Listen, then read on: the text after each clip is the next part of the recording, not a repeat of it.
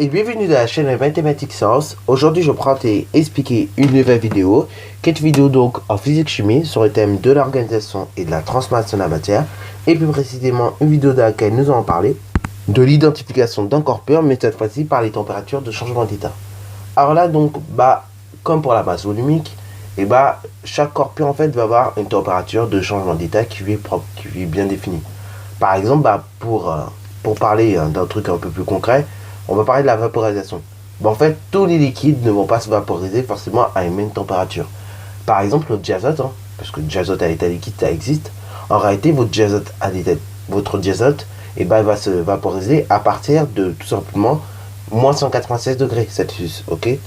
Alors que par exemple, votre éthanol, lui va se vaporiser à 78,5 degrés.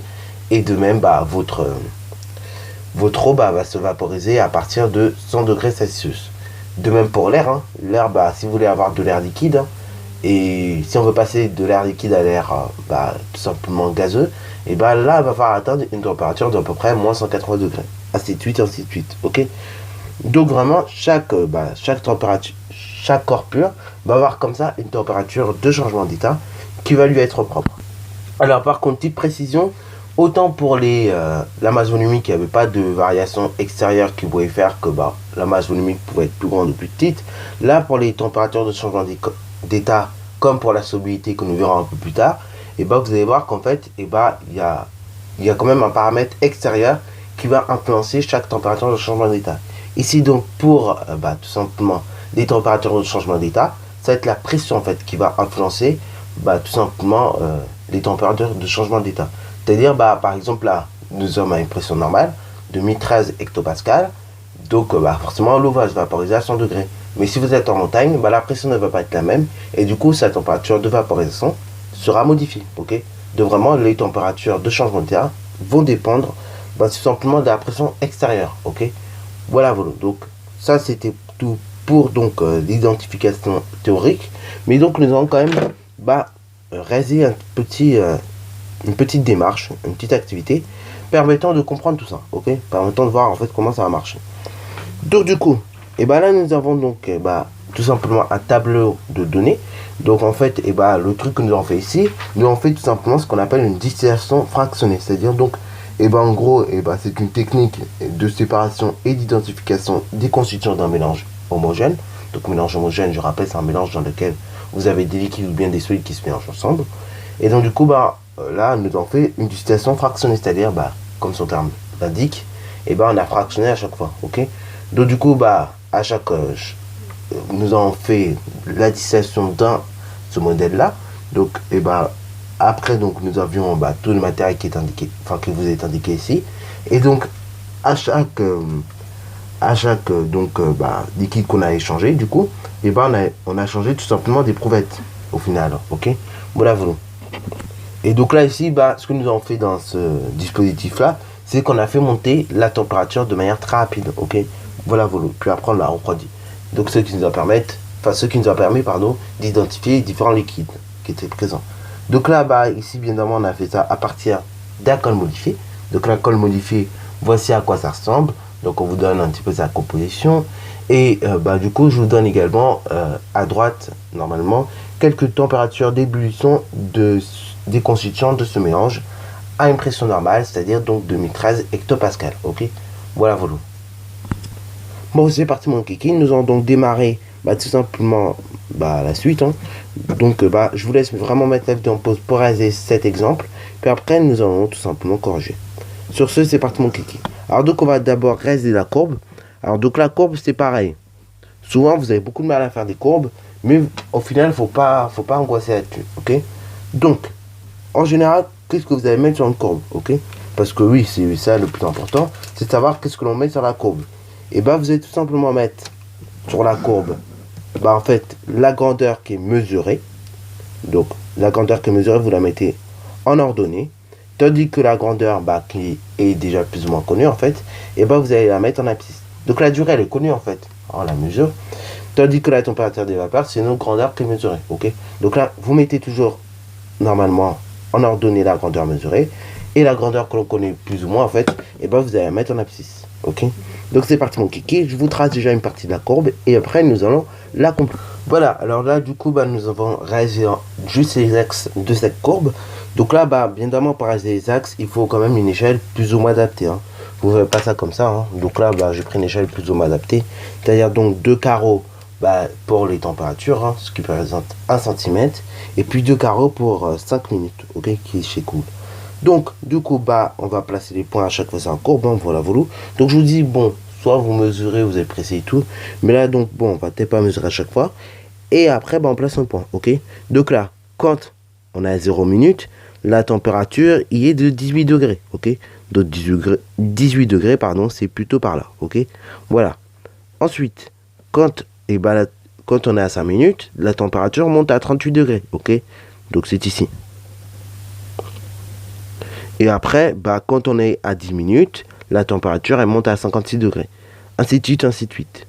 Donc c'est comme ça qu'il faut raisonner après pour mettre les points sur une courbe. Donc là, je pense que vous avez compris. Je vais mettre tous les points et après, nous allons juste tracer la courbe. Voilà, donc là, nous allons placer tous les points de la courbe. Donc là, je vous propose de réaliser la courbe, ok. Donc quand je dis la réaliser, c'est juste relier les points tout simplement. Alors du coup là, maintenant, nous venons de tracer la courbe. Et donc là, juste d'un coup d'œil, on peut observer justement ce qu'on appelle des paliers de température ou bien des plateaux. Donc, justement, on peut répondre à la question 2.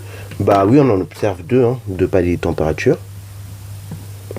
Voilà, donc là, comme je vous le dis, on observe deux paliers de température. Donc, ça signifie quoi? Ça signifie que là, nous avons tout simplement affaire à deux corps purs.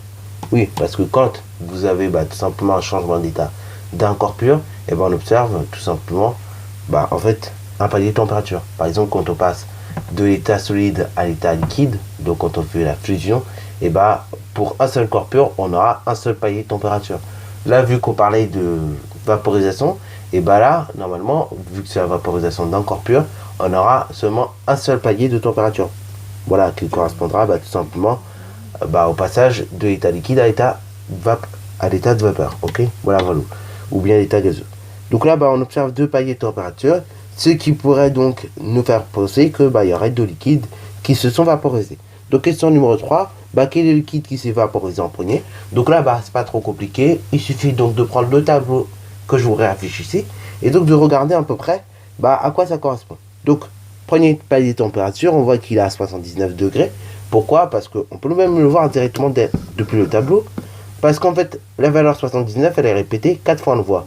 Donc du coup, graphiquement, on peut voir que là, on a un palier de température, ok. Donc d'ailleurs, petite remarque, les paliers de température, je les ai reliés à la règle, voilà, parce que les points, ils sont alignés. Mais sinon, le reste des points, je les ai pas reliés à la règle, pour une simple et bonne raison, c'est qu'ils sont pas alignés, ok. Voilà, bon. Donc aussi, il y a des gens qui passent, qui me disent, ah ouais, t'as relié à la règle, t'as pas relié à la règle. Non, je n'ai pas relié à la règle les points qui n'étaient pas alignés, et ceux qui étaient alignés, je les ai reliés, tout simplement. Alors donc là, petit rappel aussi, je vous rappelle que là, c'est une expérience. Donc on obtient des valeurs approchées forcément de température. Donc là, là on voit que 79 degrés, c'est proche de 78,5.